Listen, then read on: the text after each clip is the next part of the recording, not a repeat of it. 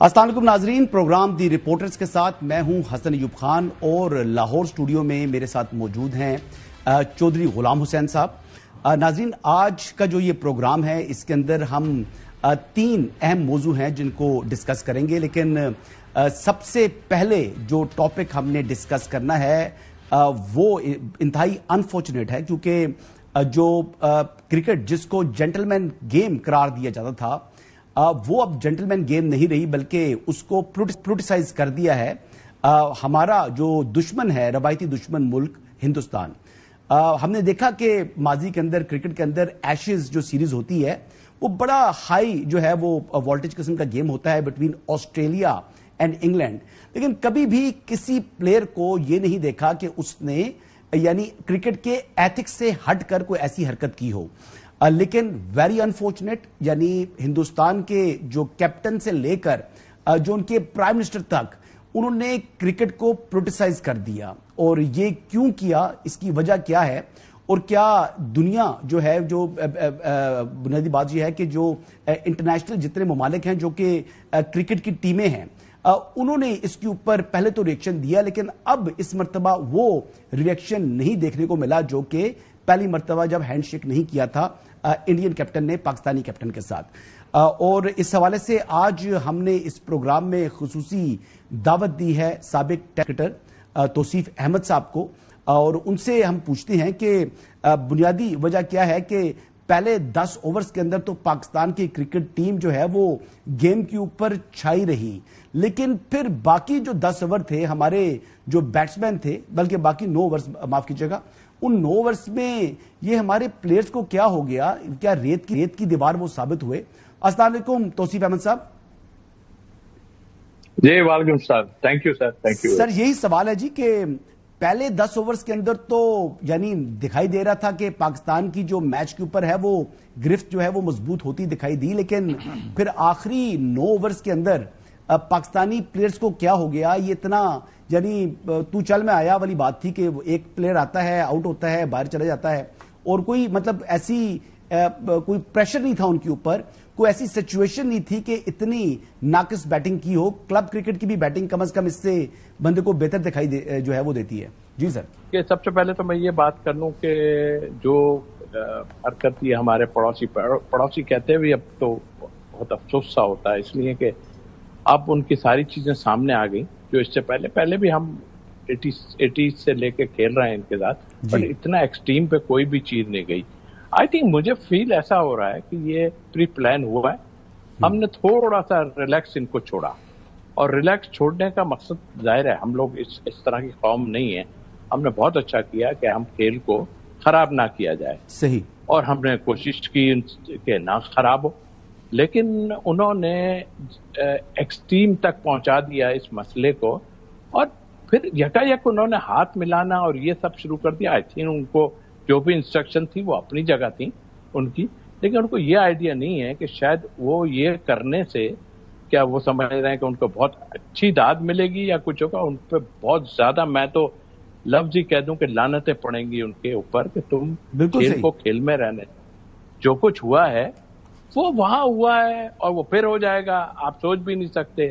तो इसमें हमारी थोड़ा सा हमने ख्याल किया, नहीं तो मैं तो यही कहता था कि नकवी साहब आप फौरन मना कर दें, क्या हम नहीं खेलते भाई आपके साथ, आप जो चाहे कर लें। और अब भी एक चांस है हमारे पास, चांस ये है कि जो इन्होंने कर दिया ना वो तो हमने देख लिया कि हम क्या किया और दुनिया ने देखा। एक चांस है कि अब हमें तो हम स्ट्रांग रहे। नकवी साहब ने इनको नाक चने जरूर चौपाए हर लिहाज से, दूसरी अगर उसमें देखा जाए तो इन्होंने दूसरे मसाइल में उसको डाला, लेकिन अभी हमारी वुमेन्स टीम वहां पे गई हुई है। मैच के दिन मेरा तो मशवरा है, मैच के दिन उनको बाहर निकालें, कहने हमने नहीं खेलना आपके साथ, और स्ट्रेट फॉरवर्ड आप कह दें कि हम आपसे नहीं खेलना चाहते, और आईसीसी को कह दें जिसका कोई वजूद मुझे नजर नहीं आता। और उसके अलावा जो अभी आपने बात की कि कुछ लोग कंट्रीज बोलती थी, अब वो नहीं बोल रही, सिर्फ पैसे के ऊपर सारा रौब अपना जमाते हैं। और मैंने देखा है इनको, ये इसी तरह नहीं, हर किसी को पैसे में तोलते हैं और वो उनकी तरफ चला जाता है, जाहिर है। और खास तौर पर हम एशियन कंट्रीज को जरूर कहेंगे, नकवी साहब लेके आ गए थे, उनको बिठा के सारी कुछ किया, بنگلہ دیش اور یوئی تو کھڑی رہی وہاں پہ سامنے نظر آئی, ہمیں باقی لوگ نظر نہیں آئے. آئی تھنک اگر آپ میں ایکا نہیں ہوگا تو میں نہیں سمجھتا کہ آپ اس طرح سروائیو کر سکیں. تو میرا خیال ہے اب تو بالکل ٹٹ فار ٹیٹ کر دینا چاہیے. اب آپ نے پرفارمنس کی بات کی. جی پرفارمنس کے حوالے سے. جی اب میں پرفارمنس کی بات کرتا ہوں. دیکھیے آپ کی پرفارمنس تھرو آؤٹ آپ پورے ٹورنامنٹ میں دیکھیں, not up to the mark. سچ بات یہ ہے, اور وہ لوگ بہت اچھا کھیل رہے تھے, سچی بات ہے, اور کہنے میں کوئی برائی نہیں. ایک اچھے اسپورٹس مین یا ایک اچھے ایتھلیٹ کے اس میں کہ اگر کوئی اچھا کر رہا ہے, چاہے آپ کا دشمن بھی ہے, تو بتائیں بھائی کہ نہیں وہ ٹھیک کرتا ہے, اچھا کر رہا ہے. ہم ان کی ٹیم کو اپریشیٹ کرتے ہیں. ان کی ٹیم نے بہت عمدہ کھیلا ہر جگہ, اور ان کے پاس کافی کچھ مواد موجود ہے. ہمارے ساتھ کچھ پرابلمز ایسی ہیں, اس کا ذکر بار بار ہم کریں گے تو مشکل ہوگی, اس لیے کہ کچھ انٹرنل ایسی چیزیں ہوئیں جس کی وجہ سے یہ کچھ ہوا, اور اس کو سب کو ہٹا ہٹو کے اور کوئی اور لوگ آئے, اور یہ سب ہو گیا, اور ہم نے ایک ٹیم بنا دی.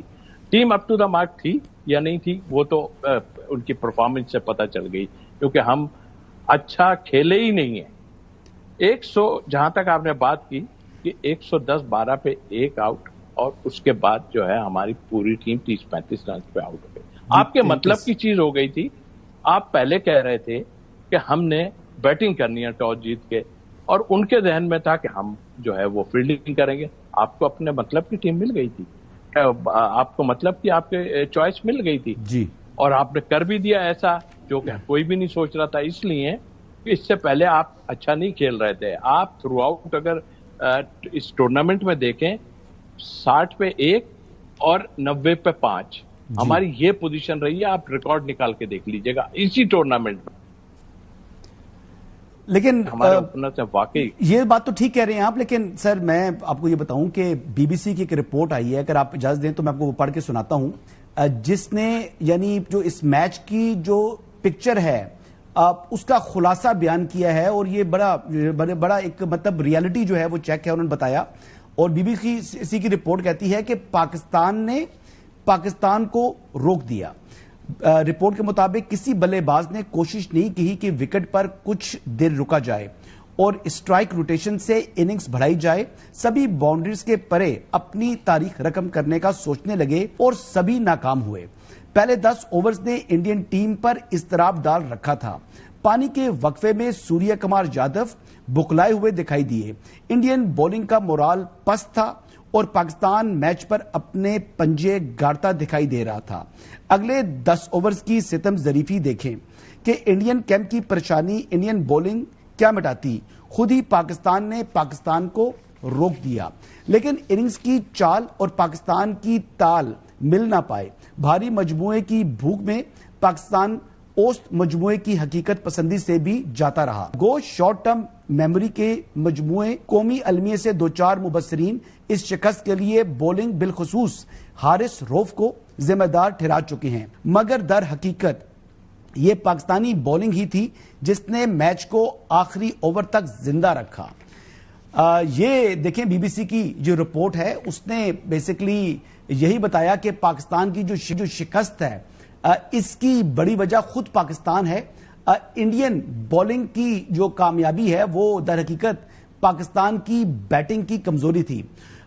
چودھری غلام حسین صاحب سے ذرا پوچھنا چاہوں گا. چودھری صاحب یہ بتائیں کہ کل کا میچ دیکھ کر آپ کے کیا تاثرات ہیں, اور آپ نے اس میچ میں پاکستان کی جو شکست ہے اور جو انڈیا کا رویہ ہے اس پر آپ کا کیا خیال ہے؟ جی نہیں تو پہلے دن سے جب سے یہ ٹورنامنٹ شروع ہوا ہے کوئی ایک میچ ایسا مجھے بتائیں کہ آپ کی ٹیم نے کوئی قابل ذکر کارکردگی کا مظاہرہ کیا ہو. ہر دفعہ ناکامی نے منہ دیکھا ہے, اور ہر دفعہ ناکامی کا منہ دیکھنے کے لیے ہم ٹیلی ویژن پر ان کو دیکھنا شروع کرتے ہیں. یہ کرتے کچھ ہے, ہوتا کچھ ہے, اور رزلٹ کچھ اور نکلتا ہے. کل 3 دفعہ یہ میچ جیت کے تو ہارے ہیں, اور توصیف صاحب نے ٹیم ایسی بھیجی ہوئی ہے ہمیں تو اس کا سر پیر ہی پتہ نہیں لگتا. یہ آپ پاکستان میں سیاست کے ساتھ ساتھ یہ کرکٹ کا بھی کوئی میرا خیال ہے کوئی اصول نئے بنا رہے ہیں کہ جنازہ ہی نکال کے رکھ دیا ہے کہ کرکٹ کا لوگ دیکھنا ہی بند کر دیں. واٹ از گوئنگ آن سر؟ جی توصیف احمد صاحب. چودھری صاحب آپ نے بالکل ٹھیک کہا ہے. ایک یہی کھیل تھا جو ہمارے لیے. حقیقت یہ ہے کہ کچھ ایسی چیزیں انوالومنٹ ہو گئی ہیں ان کی، جس کا ہمیں تھوڑے عرصے میں ابھی پتہ چل گیا. اور اس میں ڈیفینیٹلی آپ کی بالکل بات ٹھیک ہے کہ ہمارے گریٹ پلیئر جو ہیں وہ گریٹ نام کے ضرور ہیں مگر وہ کام کے نہیں ہیں. اور ہم نے دیکھا کہ ہمارے ساتھ جو جڑے 50-50 لاکھ روپے لے کے انہوں نے کیا پاکستان کو دیا. یہ اعتبار تھا نقوی صاحب کا ہمارے ہیروز پہ، ان کی بھی غلطی نہیں، ہمارے ہیروز پہ ان کا اعتبار تھا، جو کہ جس میں ان کی قلعی کھل گئی اور خاموشی سے وہ نکل گئے پیسے لے کے 5-6 کروڑ روپے لے کے. گریٹ پلیئر کس کو کیا کہہ سکتے ہیں. پھر کچھ انوالومنٹ ایسی کہ پلیئروں کے بارے میں کہ بھائی یہ پلیئر میرا ہے، یہ تیرا پلیئر ہے، آپ ٹیم بنا دی، آپ نے بنا دی، ہم بھی ایکسپٹ کر رہے ہیں. اس کے بعد میڈیا سے لے کے ہر اس نے 1-2 آدمیوں کے لیے، جیسے بابر کی اور رضوان کی بات کہ جی وہ نہیں ہے تو بس کچھ نہیں ہے، کچھ نہیں ہے. ہمارا پلان یہ تھا، کیونکہ میں سلیکشن کمیٹی، پلان ہم لوگوں کا یہ ہے، ابھی تو نہیں ہوں لیکن پلان یہ تھا، یہ وہی لڑکے ہیں جو آج سے 6-8 سال پہلے کھیل رہے تھے، وہی سب لڑکے ہیں، کوئی نیا انڈکٹ نہیں ہوا پلیئر، وہی ہیں جو اے ٹیم کے ساتھ کھیل رہے تھے. تو ان کو لانے کے لیے کیا وجوہات ہیں؟ اب یہ انسائٹ تو بہت ہی کہانی ابھی آپ خود کا آپ نے کچھ چیزیں سنائی، ہمیں ضرور سنائی ہے، لیکن دیکھیے یہ یکا یک میں کرکٹ نہ سمجھنے والا بھی دیکھتا بھی ہے، ان کا مین بالر ہے کلدیپ جی، اور آپ نے اسی پہ اٹیک شروع کر دیا ایک ہی اوور کے اندر اور 3-4 وکٹ کھیل دیا. کیا وجوہات تھی؟ میں جب بھی کہتا ہوں، بار بار اگر کوئی بات کرتا ہوں تو یہ کہتے ہیں آپ کے پاس کوئی ایسا، میں کہا کھیل کو دیکھ کے آپ بتا سکتے ہو. جس طرح حارث رؤف کو 2-3 اوور دے دیے انہوں نے، 2 پٹنے کے بعد بھی حارث رؤف کی پچھلی ہم نے کارکردگی نہیں دیکھی جب اس کو اتنی مار پڑی تھی آسٹریلیا میں بھی، اور اس کے بعد لوگ اس طرح کے کافی خاصے ایکسپینسو پڑتے ہیں. ان کی ٹریک ریکارڈ ہے، یعنی وکٹ بھی لیتے ہیں لیکن وہ سکور کافی پڑتا ہے ان کو. سر دیکھیے ان کو کھلایا اس لیے جا رہا ہے نا کہ ایکسپیرینس ہے، لیکن ان میں ایک دو آدمیوں میں ہمارے بہت مطلب وہ ہے کہ وہ کھیل کو جب چاہے جدھر سے جہاں سے جہاں پہنچا دیں، لوگوں کو برا لگے یا کچھ ہے. اس میں عامر بھی ہیں جو آج کل بیٹھ کے لوگوں کو مشورہ دے رہے ہیں. انہوں نے جو امریکہ میں ہمیں جس طرح رسوا کروایا تھا اور کئی جگہ پہ ہمیں رسوا کرایا، پھر یہ PSL میں انہوں نے رسوا کرایا آخری اوورز میں. تو یہ پروف تو نہیں کوئی چیز ہوتی، لیکن اس کا پوچھ گچھ ہونی چاہیے ہر لحاظ سے. ہم گندا کھیلے لیکن یہ میں توصیف بھائی 4 اوورز کے اندر 50 سکور، 13 کی اوسط پر وہ جو ہے ہمیں کاسٹ پڑی ہے ان کی، 1 وکٹ لی انہوں نے. یہ حارث رؤف صاحب کے جو ہیں وہ اس فگرز ہیں، اور سائم ایوب نے بھی مطلب 3-4 جو ہے پورے ٹورنامنٹ میں میرے خیال سے جو 2 میچز میں ان کا سکور کچھ ہوا ہے، ورنہ تو وہ 0 پر آؤٹ ہو رہے تھے.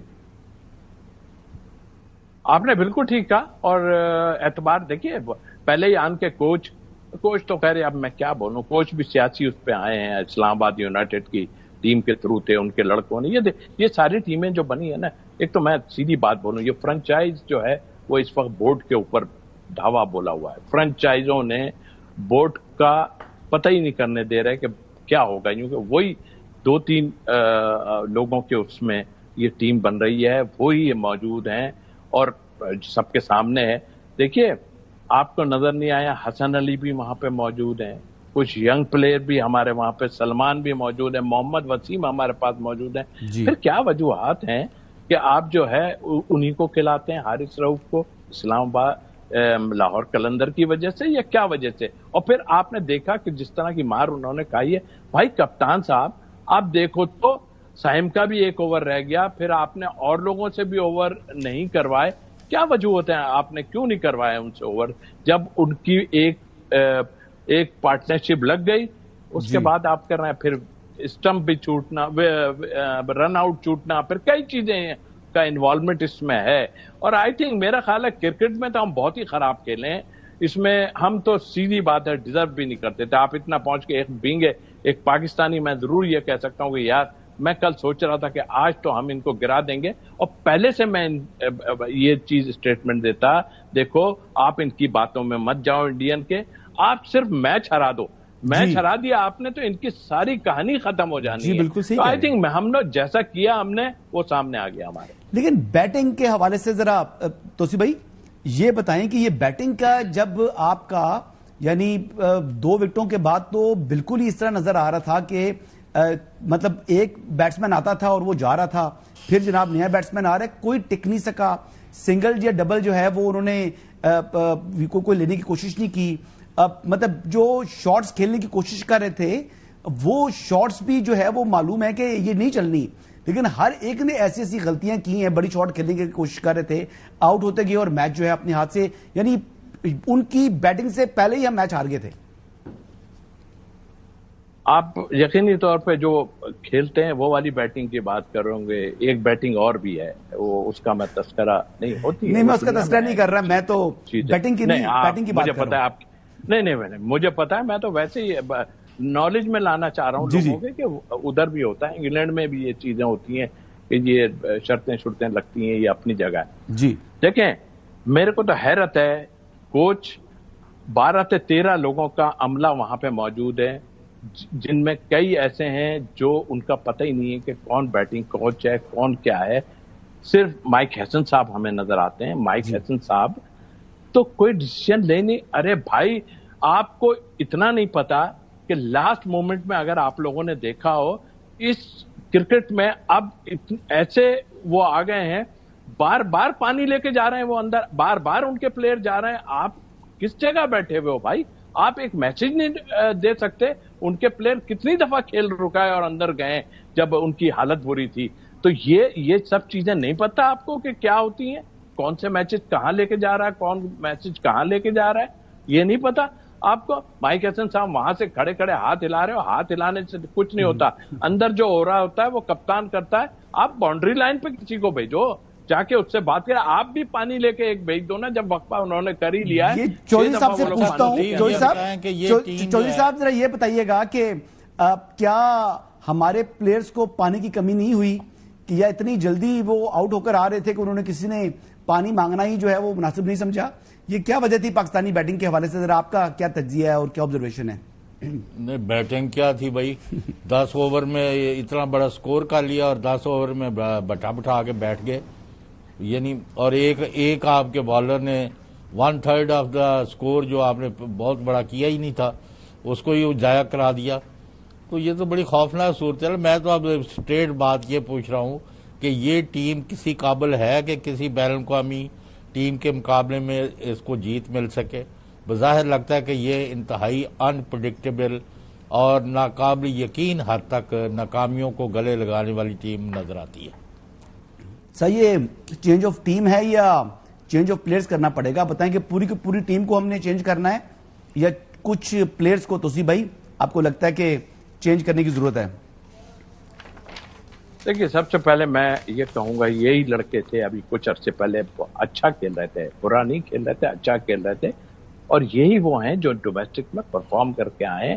ایک ایم ہوتا ہے کہ ہر بورڈ کا، کرکٹ بورڈ کا اور سلیکشن کا، کہ ہماری بینچ پہ باہر بیک اپ میں 1-2 پلیئر اچھے بیٹھے ہوئے ہوں تاکہ ہم ریپلیس کر سکیں۔ جی یہاں ہمارے پلیئر چاہتے ہی نہیں کہ کوئی ریپلیس ہو، ہمارے ہاں ڈومینیٹ جو کرتے ہیں وہ پلیئر بھی کرتے ہیں اور ساتھ ساتھ کچھ آفیشل بھی ڈومینیٹ کرتے ہیں۔ میں تو یہ سمجھ رہا تھا، خیر میں کیا کہہ سکتا ہوں، کہ میں سوچ رہا تھا کہ ان کی تھوڑا بہت تو کھچائی ہونی چاہیے۔ یہ ایسی ٹیم نہیں تھی، میں آپ کو بتاؤں یہ ٹیم بری نہیں تھی، لیکن اس کو برا کر دیا گیا، اس لیے کر دیا گیا کہ عاقب صاحب وہاں سے مشورے ڈالتے ہیں، وہ اس کو اندر کرتے ہیں۔ ہمارے ہاں تو نظر بھی نہیں آتا تھا کسی کو کہ اسپنر موجود ہیں۔ ٹیسٹ میں اظہر آپ کے جو ہیں اظہر محمود صاحب کہہ چکے تھے ہمارے پاس تو اسپنر ہی نہیں ہے۔ 2 آدمی آئے، انہوں نے آن کے پورا ساؤتھ افریقہ کو اڑا کے رکھ دیا، ویسٹ انڈیز کو اڑا کے رکھ دیا، ساؤتھ افریقہ کو اڑا کے رکھ دیا۔ کہاں سے آ گئے وہ اسپنر؟ اس لیے کہ کچھ لوگ ڈومینیٹ کر رہے ہیں، اب مجھے نہیں پتا یہ کس لیے ڈومینیٹ کر رہے ہیں، اور ان کی آپس میں جھگڑے کی وجہ سے سوشل میڈیا کے اوپر توصیف بھائی زیادہ عاقب جاوید صاحب کے اوپر کڑی تنقید ہو رہی ہے، چیئرمین پی سی بی محسن نفیس صاحب کے اوپر بڑی تنقید ہو رہی ہے، اور یہ کہا جا رہا ہے کہ جو ہماری کرکٹ ٹیم ہے اب وہ انٹرنیشنل جو ٹیم ایک مضبوط ٹیم کے طور پر نہیں دیکھی جا سکتی، اس کو ایک مضبوط ٹیم کہنا غلط ہوگا۔ آپ اتفاق کرتے ہیں جو سوشل میڈیا پر عوام کا پوائنٹ آف ویو آ رہا ہے؟ دیکھیے جب ہارتے ہیں نا تو اس طرح کی باتیں ہوتی ہیں، میں دوسرے نظریے سے دیکھتا ہوں۔ मोहसिन नकवी साहब की आप बात कर रहे हैं, लोगों ने कहा बिल्कुल, इसलिए कि उन्होंने पहले ही आते ही हाथ ऊपर किए कि यार मैं क्रिकेट को नहीं जानता इतना, मैं नहीं समझता, दायरा उनके पास एक और ऐसी जगह है मौजूद, तो उन्होंने कहा भाई मैंने अपने ग्रेट प्लेयर, उन्होंने एतबार किया कुछ लोगों पे और उनकी कलई खुल गई, जैसे मैंने कहा उन्होंने एतबार किया और ऐसा एतबार किया कि पूरी टीम का बट्ठा बिठा दिया लोगों ने, और साथ ही साथ जो है वो जो लोग जिस जगह गोरों को भी यहां से भगवा दिया कि भाई गोरे किस काम के, हम लोग करेंगे यहाँ पे। देखिए मैं आपको शुरू से बताऊं, आपके बिग गन्स में, आपके बड़े प्लेयर जो ग्रेट प्लेयरों में भी आपस में कभी नहीं बनी, इसलिए पाकिस्तान से बाहर का कोच मंगाया जाता है। क्यों नहीं अपना कोच होता? इसलिए कि इनमें भी आपस में किसी ने किसी को ड्रॉप किया, किसी ने किसी को ड्रॉप किया। हमने जो है वो ड्रॉप किया एक आध दो प्लेयरों को, तो वो हमारे अगेंस्ट बोलना शुरू कर दिया। ड्रॉप इसलिए किया कि उन्होंने परफॉर्मेंस नहीं की थी। वहाब रियाज साहब तो देख लें, आन के बाद डोमिनेट किया था ना उन्होंने, आन के डोमिनेट किया, और जाहिर है कि वो नकवी साहब ने उनको काफी अप्रिशिएट किया हर चीज में। आते ही सिलेक्शन कमेटी हटा दो, ये हटा दो, वो हटा दो, सब शुरू हो गया। और उसके बाद जो हुआ आपको पता है, 25-25, 50-50 डॉलर लेके डिनर कर रहे थे वहां पे एक ही टूर पे अमेरिका में, और फिर उसके बाद और भी कई चीजें हुई, वो सबके सामने है। मेरा ख्याल है देखिए ये टीम एज सच पूरी नहीं है, आपने नहीं बनाई, आपने बैकअप नहीं किया, ये हमारी भी इसमें गलती है। हम कहते रहे कि कुछ ले लो। तौसीफ भाई, ब्रेक का वक्त हो चुका है, तो आगे फिर इस ब्रेक के बाद वापस आते हैं और गजा की सूरत हाल पर डिस्कस करेंगे कि वहां पर क्या होने जा रहा है, क्या नया मंसूबा गजा से मुतालिक बना है, क्या ये मसला हमेशा के लिए हल होगा। तौसीफ भाई आपका बहुत शुक्रिया।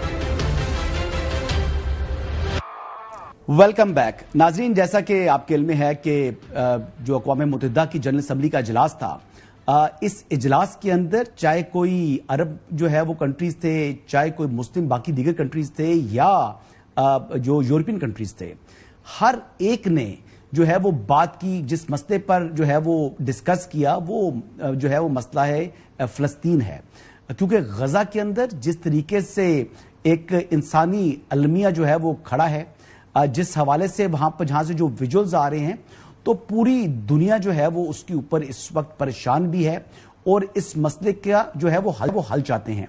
गजा के अंदर जो है वो हजारों हलाकतें हो चुकी हैं, कमोबेश तकरीबन 50,000 के करीब लोग शहीद हो चुके हैं, और ये सिलसिला खत्म नहीं हुआ बल्कि ये जो है वो जारी है। और ये देखें कि इस मामले के ऊपर प्रेसिडेंट ट्रंप की भी मुस्लिम लीडर्स के साथ एक मुलाकात होती है, और उस मुलाकात के बाद जो है वो कुछ अहम पॉइंट्स जो है वो डिस्कस हुए, और आज इस हवाले से कहा जा रहा है कि एक बड़ा दिन है।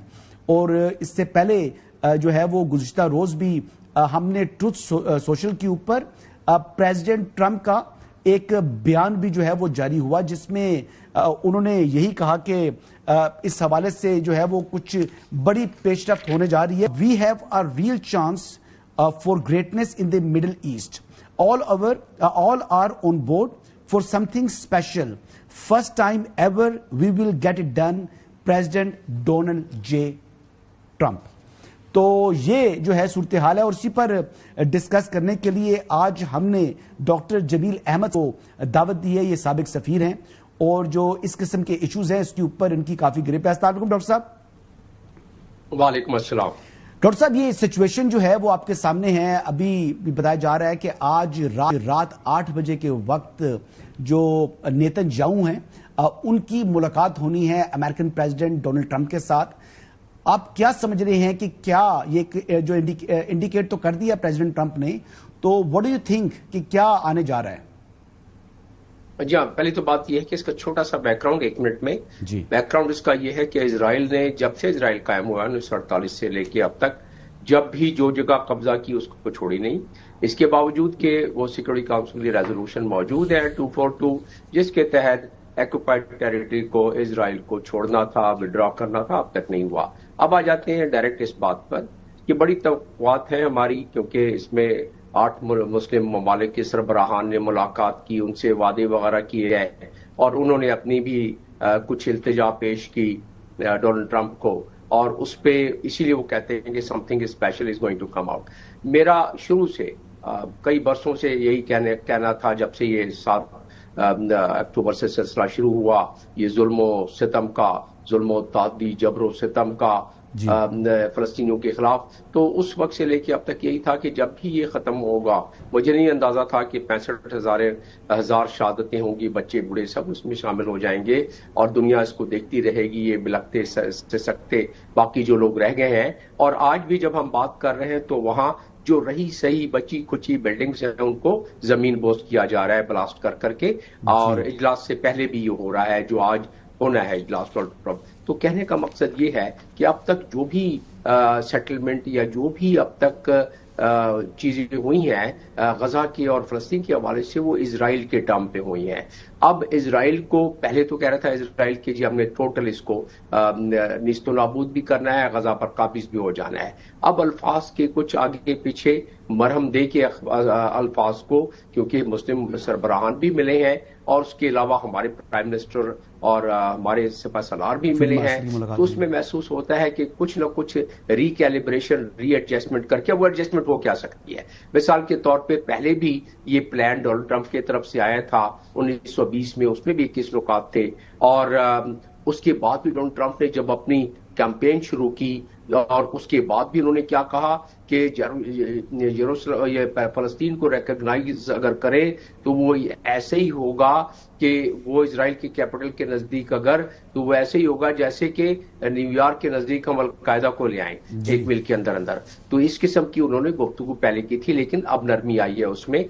और दूसरा ये है कि उन्होंने ये डोनाल्ड ट्रंप ही थे जो कि अक़वाम मुत्तहिदा के तमाम जो सिक्योरिटी काउंसिल की रेजोल्यूशन है जिसका मैंने हवाला भी दिया, उसके बावजूद 2017 में उन्होंने पहली मर्तबा तमाम इंटरनेशनल कानून की खिलाफवर्जी करते हुए अपना दारुल खिलाफा 2018 में शिफ्ट कर दिया यरूशलेम में, जो कि इंटरनेशनल कानून के मुताबिक नहीं हो सकता था। अब आ जाते हैं कि एक्सपेक्टेशन क्या हो सकती है। एक्सपेक्टेशन ये हो रही है कि जो गजा की सिक्योरिटी, जो भी हमारे सरबराहान ने महसूस होता है कि मनवा लिया है कि वो सिक्योरिटी बजाय इजराइल को देने के वो दे दिया जाए इंटरनेशनल फोर्स को under the security council resolution, और उसमें ज्यादातर मुस्लिम सरबराहान जो आपने देखे उस दिन उनकी ही तरफ से फौजों को ज्यादा दिया जाएगा। हो सकता है इक्का दुक्का स्पेन वगैरह से कहीं और से भी आ जाए, लेकिन ज्यादातर उन्होंने, क्योंकि इंडोनेशियन प्रेसिडेंट ने इसका इंदिया दे दिया कि मैं 20,000 तक फौज देने को तैयार हूं अगर सिक्योरिटी काउंसिल रेजोल्यूशन इस पे पास हो जाए। और मैं खुद क्योंकि रहा हूं यूनाइटेड नेशंस में एक अरसा दराज तक, तो मुझे मालूम है कि ईस्ट तिमोर जैसा कोई मॉडल इस किस्म का वो तलाश कर रहे हैं और बनाने की कोशिश कर रहे हैं। ईस्ट तिमोर में था कि United nation transitional administration for east Timor, जिसको कि 1272 सिक्योरिटी काउंसिल रेजोल्यूशन के तहत कायम किया गया था। उसमें फिर अमन फोर्सें भी आई थी, उसमें फिर उस पूरे इलाके का नज्म ज़ब्त भी संभाला गया था, एडमिनिस्ट्रेशन की गई थी। तो अब भी जो आपने पहले भी सुना कि फलस्तीनियन अथॉरिटी को, पैलेस्टीनियन अथॉरिटी को ओवरसाइट वो देंगे सिक्योरिटी काउंसिल का रेजोल्यूशन। कहने का मकसद ये है कि वो सिक्योरिटी जो पहले इजराइल चाहता था कि वो रख ले, लेकिन अब वो इंटरनेशनल फोर्स और इंटरनेशनल फोर्सेस को, जिस तरह के इंडोनेशियन प्रेसिडेंट ने जनरल असेंबली के स्पीच में कह दिया कि भाई आप एक तरफ तो ये कह रहे हो फलस्तीन का, लेकिन दूसरी तरफ हमें यानी मुस्लिम ममालिक को गारंटी देनी होगी सिक्योरिटी, इजराइल की सिक्योरिटी का भी। तो यकीनन उन्होंने कहा होगा कि ठीक है ऐसा कर लेंगे। डॉक्टर साहब इस हवाले से जो जी आप बात मुकम्मल करें। जी अब रहा सवाल इसका कि इस 21 निकात में और क्या कुछ हो सकते हैं, लेकिन इसका मैं एक अभी 11 सितंबर को जो नेतन्याहू ने वेस्ट बैंक में जाके साइनिंग सेरेमनी की है 3400 नए घर बनाने की। तो साइनिंग सेरेमनी में उन्होंने कहा है कि सेटलमेंट जो है ये होती रहेगी और no Palestinian state at all और दिस प्लेस इज आवर्स। ये तो उनकी ख्वाहिश है जी, लेकिन अभी जो इस्राएली अखबार है हैरेट्स, इसने जो है वो एक जो है खबर छापी है जिसमें उसका जो सेंट्रल आइडिया है वो मैं पढ़ के सुनाता हूं। उसके बाद एक कोई ढांचा नजर आ रहा है कि कैसा जो है वो एक मंसूबा बन रहा है या क्या गजा के अंदर या फलस्तीन के हवाले से होने जा रहा है। तो मैं ये बताता हूं कि ये अखबार कहती है जी, गजा के मुस्तकबिल के निजाम हुकूमत का ढांचा, ट्रंप की जानिब से पेश किया गया मंसूबा इसराइल और बरतानिया के साबिक वज़ीर-ए-आज़म टोनी ब्लेयर के ज़ेरे इंतजाम इदारे Tony Blair institute of global change کے تعاون سے تیار کیا گیا ہے۔ اس منصوبے میں ٹونی بلیئر کو ایک نئی قائم کی جانے والی اتھارٹی جس کا نام غزہ انٹرنیشنل ٹرانزیشنل اتھارٹی جیٹا رکھا گیا ہے، جس کا سربراہ مقرر کرنے پر غور کیا جا رہا ہے۔ یہ ادارہ اس وقت غزہ کا انتظام سنبھالے گا جب حماس غزہ سے ہٹا دیا جائے گا، اور یہ کئی سال تک کام کر سکتا ہے۔ اسرائیلی اخبار ہیرٹس کے مطابق اس اتھارٹی کے ڈھانچے میں بین الاقوامی سینئر سفارتکاروں اور کاروباری شخصیات کو سب سے اوپر رکھا گیا ہے، جبکہ فلسطینیوں کو زمینی سطح پر عملی امور کے لیے سب سے نیچے رکھا گیا ہے۔ جیٹا کا بین الاقوامی بورڈ ابتدائی طور پر مصر یا غزہ کے قریب کسی دوسرے مقام پر قائم کیا جائے گا، کیونکہ موجودہ افراتفری کے باعث غزہ کے اندر کام کرنا ممکن نہیں۔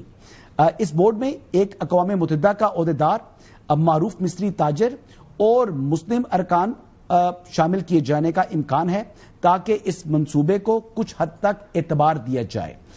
اس اتھارٹی کے تحت ایک ایگزیکٹو سیکریٹریٹ قائم کیا جائے گا، جس کے ماتحت 5 کمشنرز کام کریں گے جو مندرجہ ذیل امور کی نگرانی کریں گے۔ انسانی امداد، تعمیر نو، قانون سازی، سیکیورٹی کی نگرانی اور فلسطینی اتھارٹی پی اے کے ساتھ رابطہ کاری۔ فلسطینی اتھارٹی سے مطالبہ کیا جائے گا کہ وہ اصلاحات کرے تاکہ مستقبل میں کسی غیر متعین وقت پر غزہ کی حکمرانی سنبھالنے کا وعدہ پورا کیا جا سکے۔ ان تمام کے ماتحت ایک فلسطینی ٹیکنوکریٹک اتھارٹی ہوگی جسے بورڈ کے ذریعے مقرر کیا جائے گا تاکہ وہ زمینی سطح پر بعض امور کی عملی انجام دہی کریں۔ اس دوران ایک کثیر الملکی استحکام فورس غزہ کی سرحدی گزارگاہوں، ساحلی علاقوں اور اسرائیل اور مصر کی سرحدوں کے قریب موجود پیرامیٹر زونز کا کنٹرول سنبھالے گی جو اس وقت اسرائیل کے زیر قبضہ ہیں۔ یہ جو ہے وہ بنیادی طور پر ایک سٹوری آئی ہے اسرائیلی اخبار کے اندر، تو چودھری غلام حسین صاحب سے پوچھتے ہیں کہ چودھری صاحب اس کے اوپر یہ سننے کے بعد کیا آپ کو لگتا ہے کہ کوئی ایسی چیز ہمارے جو مسلم ورلڈ ہے اس کے لیے یہ قابل قبول ہوگا؟ نہیں جی، ہمیں تو وہی چیز قابل قبول ہے جو غزہ کے مظلوموں کے لیے ہو، جو فلسطینیوں کو ان کا حق دے، ان کی ملک میں ان کو جو دربدر کیا ہوا ہے، اور ان کی شہادتیں جو ہیں اتنے بڑے پیمانے پر ہو چکی ہیں کہ 1 لاکھ بھی وہ کہتے ہیں یعنی فگر کم پڑ چکا ہے۔ تو اس طرح کی باتیں جو ہیں اس پر جب تک ان کا خون خرابہ بند نہیں ہوتا میں کسی بات پر یقین نہیں کرتا، اور یہ صرف مذاق ہو رہا ہے۔ ابھی تک کیا عملی اقدامات ہوئے ہیں ان کا خون خرابہ روکنے کا، ان کی شہادتوں کو ختم کرانے کا؟ اسرائیل کو اگرچہ ناکو چنے چبوایا ایران نے جی، اور اسرائیل کے ہی نہیں اس کے پشت پناہ جو تھے ان کو بھی ہزیمت اٹھانی پڑی ہے، لیکن پھر بھی وہ دن دلاتے پھر رہے ہیں، اور یعنی who knows اب his excellency better than his excellency Jamil, جس کی لاٹھی اسی کی بحث۔ So far we are on the run and they are after us. مجھے صرف اس دن میں سمجھوں گا کہ ان چیزوں میں کوئی صداقت ہے جب فلسطینیوں کا خون بہنا بند ہو جائے گا۔ جی بالکل ٹھیک کہہ رہے ہیں چودھری غلام حسین صاحب۔ ابھی وقت ہے بریک کا، اور بریک بعد ڈاکٹر جمیل احمد صاحب سے پوچھیں گے کہ یہ صورتحال جو ہے یہ کس سمت میں بڑھ رہی ہے اور کیا مسئلہ فلسطین حل ہونے والا ہے۔ بات کرتے ہیں اس بریک کے بعد۔ Welcome back. ڈاکٹر جمیل صاحب یہ بتائیے گا کہ سابق وزیر اعظم جو کہ برطانوی وزیر اعظم ہیں، جو عراق وار سے پہلے ویپنز آف میس ڈسٹرکشن کے حوالے سے بڑے جو ہے وہ ووکل تھے، اور پھر عراق کے اوپر امریکی حملہ ہوا اور ان کا ایک ہسٹری ہے، تو کیا یہ جو فارمولہ ہے جو کہ اسرائیلی اخبار جو ہے وہ بیان کر رہا ہے، کیا یہ مسلم ورلڈ کے لیے، کیا حماس کے لیے اور کیا فلسطینیوں کے لیے قابل قبول ہوگا آپ کی نگاہ میں؟ دیکھیں، فلسطینیوں کے جس نہج پر پہنچا دیا ہے کہ اب کہ تم کی سانس جو ہے بس وہ آخری سانسوں پر ہیں، اور یہی چاہتا تھا اسرائیل کہ ایسے نہج پر پہنچا دو کہ ان کو جو آفر کیا جائے۔ فلسطینیوں سے پوچھا کس نے؟ ان 8 جو رہنما تھے جن سے ڈونلڈ ٹرمپ نے ملاقات کی ہے، ان سے تو کسی نے نہیں پوچھا۔ انڈائریکٹلی دوہا ان سے یعنی کہ اس سے قطر رابطے میں ہے، ایجپٹ رابطے میں، کچھ اور سربراہان رابطے میں ہے، اس کے علاوہ ڈائریکٹ تو ان کو انوالو نہیں کیا، نمبر 1۔ نمبر 2 جو میں آپ سے گفتگو کر رہا تھا، جو آپ نے ہیرلڈز کا بتایا ہے، سارے کے سارے یہ خدوخال وہی ہیں جو کہ ایسٹ تیمور پہ پہلی دفعہ یونائٹڈ نیشنز کی ہسٹری میں کوسوو کا تھوڑا سا کیا تھا، اس کے بعد فل فلیج ایڈمنسٹریشن یونائٹڈ نیشنز کو جو دی تھی وہ 1272 سیکیورٹی کاؤنسل ریزولوشن کے تحت دی تھی، اور اس میں تمام یہ خدوخال ہیں جو آپ نے بتا دی ہیں۔ اس میں اضافی بات کیا ہے جو آپ نے بتا دی، وہ تو ہے ہی، وہ انہوں نے کرنا ہوگا، اس میں جو محسوس ہوتا ہے اور آج اناؤنس ہو جائے گا، اس میں سے زیادہ چیزیں جو محسوس ہو رہی ہے۔ جو آج اناؤنس ہونے والی بات ہے جس پہ کہ نیتنیاہو کو ضرور آنے سے پہلے بھی ان کو ٹاکنگ پوائنٹس مل گئے ہوں گے، دونوں ٹیموں نے اس پہ تیاری کر لی ہوگی، اسرائیلی لابی نے اس پر پورا پریشر ڈال دیا ہوگا، وہ کہتے ہیں جی امیڈیٹ سیز فائر کا، ہم اس وقت راضی ہوں گے کہ immediate release of all hostages. جو شروع سے وہ کہہ رہے ہیں، حماس کہتے تھے بھائی آپ فیز وائز کرو، جو آپ راضی ہو چکے ہو پہلے 3 فیز میں، تو ان کا نہیں امیڈیٹ 48 گھنٹے میں اپنے تمام ہاسٹیجز جو مرے اور زندہ ہیں، جو فوت ہو گئے اور زندہ ہیں، ان کو آپ ریلیز کریں۔ یہ ہو گیا، یہ محسوس ہوتا ہے کہ ہمارے سربراہان اس پر کچھ بات کر کے اور راضی کر کے محسوس ہوتا ہے کہ وہ کیا آئے ہیں۔ اور اس کے بعد پھر ہاسٹیج ریلیز کے ساتھ وہ کہتے ہیں کہ فوری طور پر اس کو گورننس غزہ کا جو آپ نے پڑھ کے بتا دیا، اس سے ملتی جلتی چیز یہ غزہ کی گورننس، جس میں آپ بورڈ کا بتا رہے ہیں، رہنما کمیٹی کا ذکر کیا ہوا ہے، باقی اس کے علاوہ فلسطینی لوور اتھارٹی کو صرف ایک ربڑ اسٹیمپ کے طور پر رکھ دیں گے کہ انہوں نے ریکوزیشن کیا ہے، سیکیورٹی کاؤنسل اس کو ریزولوشن پاس کر دے گی، اور اس کے بعد یہ تمام۔ پھر اس کے بعد وہ کہتے ہیں ہیومینٹیرین ایڈ، یس ہیومینٹیرین ایڈ کے لیے پھر انہوں نے یہی کیا ہے کہ ڈسٹریبیوشن جو ہے وہ نیوٹرل انٹرنیشنل ایجنسی یعنی UN کرے گی، انروا پہلے سے وہاں موجود ہے، اور ریڈ کریسنٹ وغیرہ ملا کے، اور اس کے ساتھ 5 ایئرس کا انہوں نے ریکنسٹرکشن پلان اس میں ڈالا ہوا ہے، جس میں کہتے ہیں کہ عرب ممالک جو ہے نا وہ کنسورشیم بنائیں گے، مطلب پیسے تھوڑے سے خرچ کریں گے وہ، کیونکہ تباہی انہوں نے کر دی ہے، ابھی عرب ممالک نے اس پہ پیسے خرچ کرنا ہے۔ اور جو اب بڑی انٹرسٹنگ بات ہے کہ ایک اور نقطہ جو سامنے آیا ہے کہ ڈی ریڈیکلائزیشن کرنا ہے، اور حماس کو تو بالکل ادھر سے کہنے ہتھیار ڈالنا ہے، اور ہتھیار ڈال کے حماس پہ ہم یہ مہربانی کریں گے کہ ان کو ہم جانے دیں گے، پتہ نہیں جانے دیتے کیسے ہیں، کیونکہ ہر ایک راستے تو انہوں نے بند کیے ہوئے ہیں، کس طرح فلٹر کریں گے، لیکن وہ یقیناً ایجپٹ نے اور قطر نے کچھ گارنٹیز لی ہوں گی اس کے بارے میں، اور باقی ممالک نے بھی، تو شاید ان کو یہ لیٹسٹ پوزیشن تو نیتن صاحب نے دی تھی۔ لیکن میں یہ پوچھ رہا ہوں کہ مسلم لیڈرز جو ہیں، جو کہ جن کی ملاقات ہوئی ہے مسلم ورلڈ، جس میں دیکھیں سٹیک ہولڈر سعودی عرب ہے، جس میں قطر ہے، مطلب ترکی ہے، پاکستان ہے، تو یہ بڑے ملک ہیں، انہوں نے بھی ایک بات کی ہے، تو کیا یہ ان کو کے لیے جو اسرائیلی اخبار ہیرٹس میں آیا ہے، یہ منصوبہ قابل قبول ہوگا مسلم ورلڈ کے لیے؟ اس کو کیا یہ اس بات پر اتفاق ہو چکا ہے 19 پوائنٹس کے اندر؟ ڈپلومیٹک الفاظ کو چینج کرنے کے بعد یہی فارمولا لاگو ہوگا۔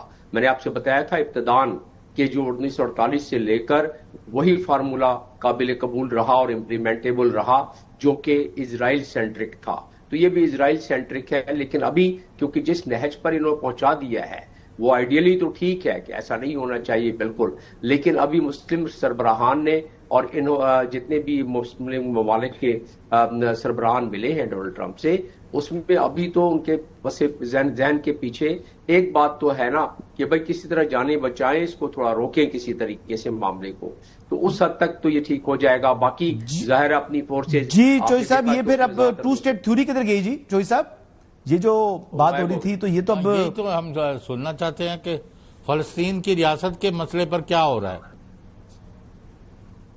جی انہوں نے آپ کا میں نے بیان بتایا ڈونلڈ ٹرمپ کا، جو زیادہ پرانا نہیں ہے، کہ جی یہ تو وہی بات ہوگی کہ اگر ہم فلسطین کی ریاست بنا دیں تو یہی ہوگا جیسے نیو یارک کے نزدیک ہم القاعدہ کو قائم کر لیں گے۔ یہ تو خیر پرانی بات ہو گئی، لیکن فلسطین کی ریاست کے بارے میں 2 اسٹیٹ تھیوری کے بارے میں جتنے بیان ہم اٹھا کے دیکھ لیں اب تک ہسٹری میں یا ابھی جو ماضی قریب میں، تو کہیں بھی نہیں لگتا ہے کہ 2 اسٹیٹ تھیوری 2 اسٹیٹ سولوشن پہ نہ اسرائیل آئے گا، اور ڈونلڈ ٹرمپ نے ان کو سپورٹ اس لیے کرنا ہے کہ اسرائیلی لابی وہاں بڑی زیادہ فعال ہے، اور وہ یہ ہرگز اس کو نہیں ہونے دے۔ بہت بہت شکریہ ڈاکٹر جمیل۔